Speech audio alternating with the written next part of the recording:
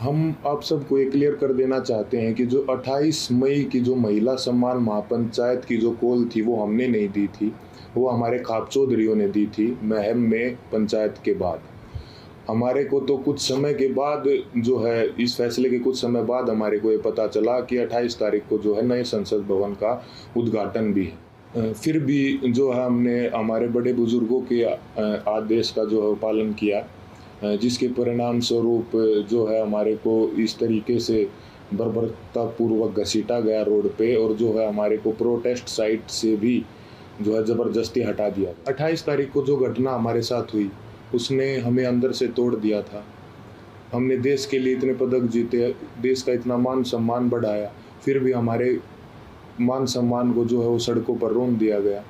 उस घटना के बाद हम जो है इतने आहत हो गए थे, इतने परेशान हो गए थे कि वो बात हम वर्ड्स में भी नहीं बता सकते।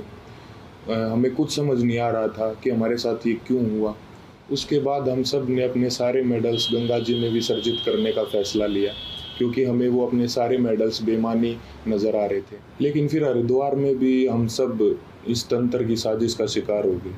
जैसे ही हम हरिद्वार में अपने मेडल बहाने पहुँचे तो तंत्र से जुड़ा एक आदमी बजरंग का हाथ पकड़ के साइड में ले गया और उससे पता नहीं कितने नेताओं की बात करवाई कि आप रुको, आपके बारे में ये मीटिंग चल रही है और आपको न्याय भी मिल जाएगा, आप बस 7 बजे तक रुको। और कैसे भी करके जो है 7 बजे तक बजरंग को जो है रोक के रखा, और एग्जैक्ट 7 बजे तंत्र से जुड़े और भी इसी तंत्र से जुड़े लोग पता नहीं कितनी संख्या में वहाँ पर पहुँच जाते हैं, और वहाँ पे जो है व्यवस्था इस तरह की बन जाती है कि अगर उसके बाद हम मेडल बांटे जाते तो वहाँ पे हिंसा भी हो जाती। तो वहाँ भी हमने फिर समझदारी जो दिखाई और जो है रुकने का निर्णय लिया कि अभी हम रुक जाते हैं।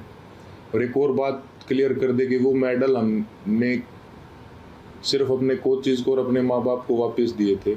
वहाँ पे क्या चल रहा था ये हमारे को कुछ समझ में ही नहीं आ रहा था।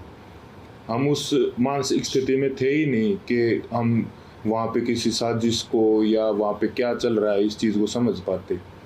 हम बहुत ही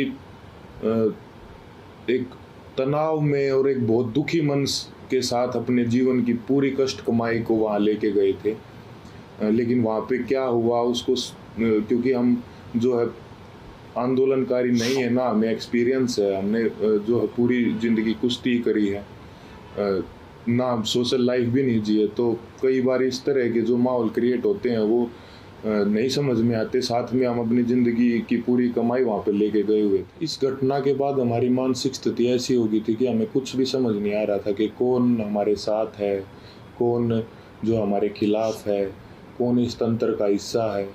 हम दिमागी रूप से बिल्कुल जो है ब्लैंक आउट हो गए थे। और फिर उसके बाद कई लोग हमारे को मिलते रहे, कुछ समझाते रहे, हमारे को कुछ समझ नहीं आ रहा था कि किस पे विश्वास करें और किस पे ना करें।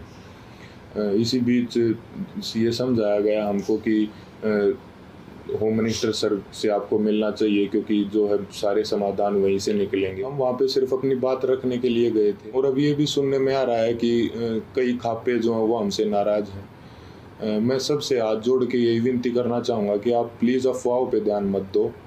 अगर अनजाने में हमसे कोई गलती भी हुई हो तो हमें माफ़ करो। इतने दिन लगातार संघर्ष करने के बाद, इतने लोगों से मिलने के बाद हमने क्या महसूस किया है, क्या सीखा है, ये तो अभी हम आपको वर्ड्स में नहीं बता सकते। लेकिन हमने कई ऐसे इंसान भी देखे हैं हमारे साथ, और कई ऐसे संगठन देखे हैं जो निस्वार्थ भाव से जिन्होंने हमारा समर्थन किया है। हम उनका दिल से धन्यवाद करना चाहेंगे। संयुक्त किसान मोर्चा ने जो है पूरे जी जान से धरातल पे भी जो है हमारा जो समर्थन किया है।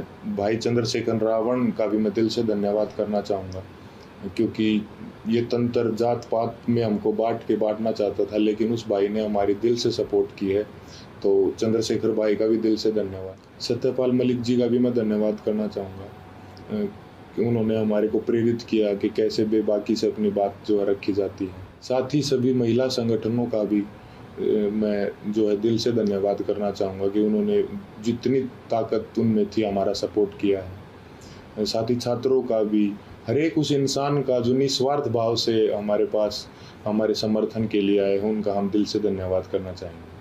और हम चाहेंगे कि आगे भी मुसीबत के समय में आप हमारा ऐसे ही साथ दें। इसके लिए मैं धन्यवाद करना चाहूँगा बीजेपी लीडर जो हैं बबीता जी और तीर्थ राणा जी का, कि उन्होंने जो है पहलवानों को एकजुट करने का काम किया। साथ ही उन्होंने इस आवाज़ को उठाने के लिए उन्हें मोटिवेट भी किया। उसके बाद इन्होंने ही सरकार के साथ जो है मीडिएटर बन के जो पहलवानों को एक कमेटी का नाम दे के जो है आश्वासन दिलवाया सरकार से, यही उसके बीच में जो है मीडिएटर थे। हालांकि वो बस एक आश्वासन ही निकला, क्योंकि उसके बाद जो है उस कमेटी का कोई रिजल्ट नहीं निकला और रेसलिंग फेडरेशन ने अपना काम वापस से वैसे ही सुचारू रूप से जारी रखा, जिसकी वजह से फिर हमें 3 महीने के बाद वेट करके जब हमें न्याय नहीं मिला तो हमें दोबारा जो है वो जंतर मंतर पर आना पड़ा। हम अपने माध्यम से सभी देशवासियों को ये संदेश भी देना चाहते हैं कि कभी भी किसी के साथ भी अगर कोई अन्याय होता है तो हमें जो है हमेशा ही एकजुट होने की जो ज़रूरत रहती है और होना चाहिए हमें एकजुट, क्योंकि हमने इतने इस दौर में यही महसूस किया कि कहीं ना कहीं तंत्र हमारी एकता की कमी है, जो हम बटे हुए हैं उसका ही ये फ़ायदा उठाता है।